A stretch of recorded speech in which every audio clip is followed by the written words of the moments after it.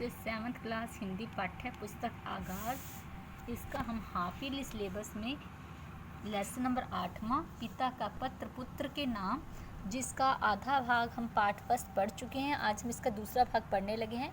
उपनिषदों की टीका के एक वाक्य का मुझ पर बहुत गहरा प्रभाव पड़ा है, यानी बहुत गहरा असर पड़ा है। उसमें कहा गया है कि ब्रह्मचर्य आश्रम जो प्रथम आश्रम, प्रथम मतलब पहला, ब्रह्मचर्य आश्रम पहला आश्रम माना गया है, संन्यास आश्रम के समान है। वो संन्यास के बराबर अधिक महत्ता रखता है। यह बात बिल्कुल ठीक है। आमोद प्रमोद एक निश्चित अवस्था तक ही शोभा देते हैं। आमोद प्रमोद यानी हंसी मजाक एक निश्चित अवस्था, एक निश्चित उम्र तक ही शोभा देते हैं। 12 वर्ष की आयु के बाद बच्चों को जिम्मेदारी और कर्तव्य का भान होना चाहिए। जब 12 वर्ष की आयु के बाद बच्चों को अपने काम के प्रति जिम्मेदारी और अपने कर्तव्य का पता होना चाहिए। उन्हें अपने आचार और विचार में सत्य और अहिंसा का प्रयोग की चेष्टा करनी चाहिए। आचार मतलब आचरण, विचार मतलब उसके बोलचाल, उनकी वाणी में सत्य और अहिंसा के प्रयोग करने की चेष्टा यानी कोशिश। उन्हें बच्चों को अपने 12 वर्ष की आयु के बाद बच्चों के आचरण और बोलचाल में अहिंसा और सत्य का प्रयोग करने की कोशिश करनी चाहिए।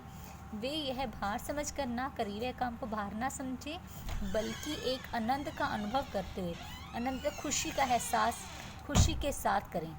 यह आनंद कृत्रिम नहीं होना चाहिए।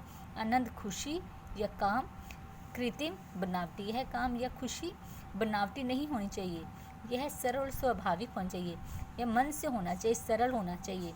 मैं जब तुमसे काफ़ी छोटा था, इसे महात्मा गांधी कह रहे अपने बेटे को, कि तब मुझे अपने स्वयं अपने पिताजी की सेवा करने का बहुत आनंद मिलता था। अपने पिताजी की सेवा करने में बहुत खुशी मिलती थी। 12 वर्ष की अवस्था के बाद आमोद प्रमोद का बहुत ही कम, बल्कि नहीं के बराबर ही अवसर मुझे मिला है।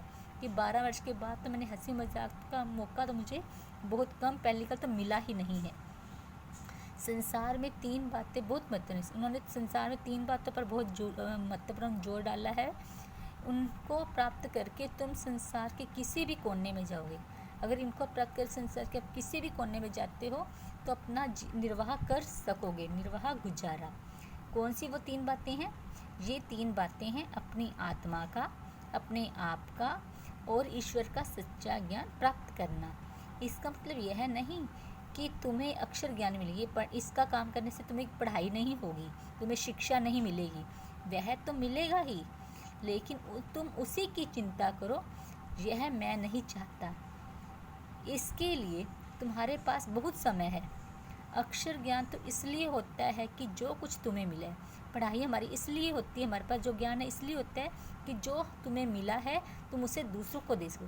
जो तुम्हारे पास ज्ञान है तुम उसे दूसरों में बांट सको। इतना और याद रखना कि अब से हमें गरीबी में रहना है, कि हमें अपना जीवन गरीबी में बिताना है। जितना अधिक मैं विचार करता हूँ उतना ही मुझे अधिक लगता है कि गरीबी में ही सुख है। कि मैं जब सोचता हूँ मुझे यही लगता है कि गरीबी में ही सुख है। अमीरी की तुलना में गरीबी अधिक सुखद है, सुखद यानी सुखदायी है। खेत में घास और गड्ढे खोदने पर पूरा समय देना, कि खेत में सारा गड्ढे और खाद खोलने में पूरा समय देना, अपना पूरा ध्यान रखना।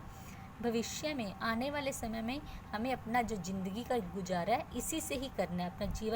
अपना जीवन निर्वाह गुजारा इसी से करना है। मेरी इच्छा, मेरी यही सोच है कि अपने परिवार में तुम एक योग्य किसान बनो, योग्यता अनुभवी, तुम एक अच्छे किसान बनो, मेहनती किसान बनो। सभी औजारों को हमेशा साफ और सुव्यवस्थित रखना। जो औजार होते खेती के उन्हें हमेशा साफ सुथरा और उन्हें सही ढंग से रखना। अक्षर ज्ञान में गणित और संस्कृत पर पूरा ध्यान देना।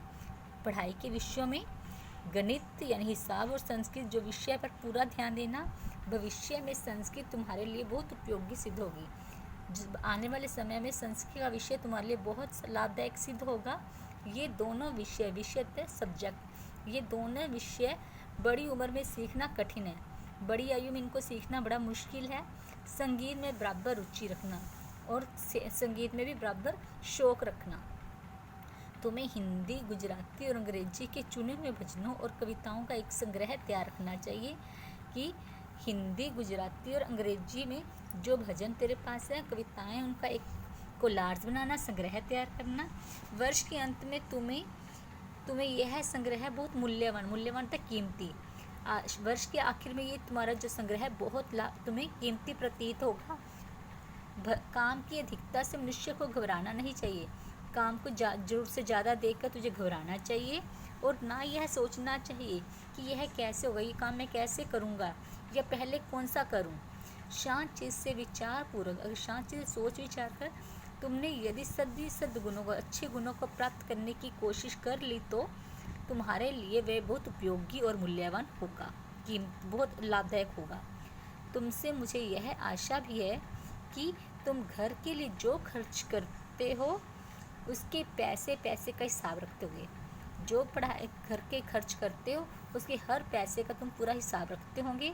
मुझे यह भी आशा है कि तुम रोज़ शाम को, मुझे ये भी पता है कि तुम रोज़ शाम को नियम पूर्वक, जो तुम्हारा रोज़ाना का नियम है, पूर्वक प्रार्थना करते होंगे, भगवान का भजन करते होंगे और रविवार को श्री व्यस्त के भी यहाँ प्रार्थना में जाते हुए।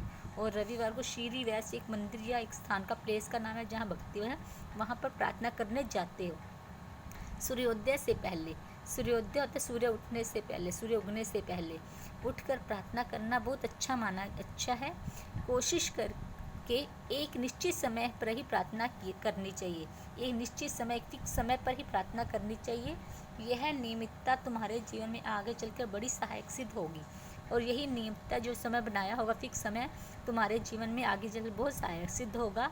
इस पत्र को पढ़कर अच्छी तरह समझ लेने के बाद मुझे उत्तर अवश्य देना, अवश्य जवाब। इस पत्र को पढ़ने के बाद मुझे उसका उत्तर जरूर देना।